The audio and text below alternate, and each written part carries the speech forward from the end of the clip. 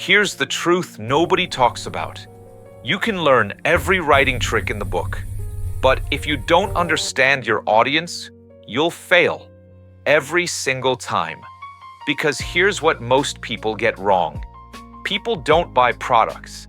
They buy solutions to their pain, escape from their fears, the shortcut to their dreams. And the wild part? Your audience will literally tell you exactly what to write, if you know what to listen for. So let me break down the 4 pillars of audience understanding that separate amateurs from six-figure copywriters.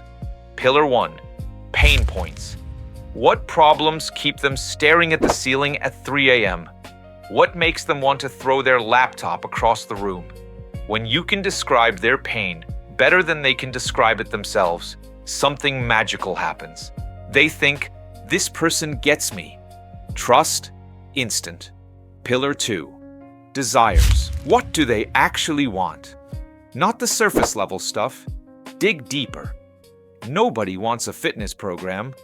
They want to feel confident again. They want their ex to regret leaving. Nobody wants a course. They want financial freedom. They want to quit their soul-crushing job. Pillar 3, fears.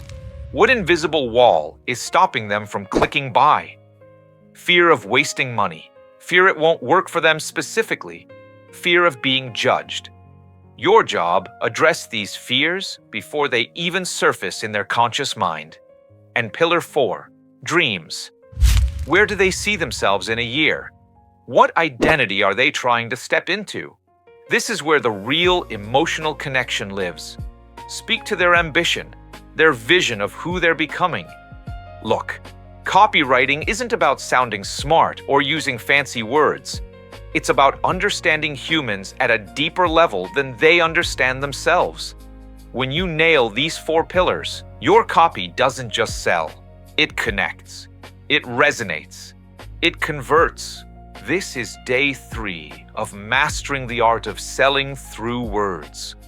Hit that subscribe button because day 4, we're diving into the psychological triggers that make people say yes. You won't want to miss it. So, see you tomorrow.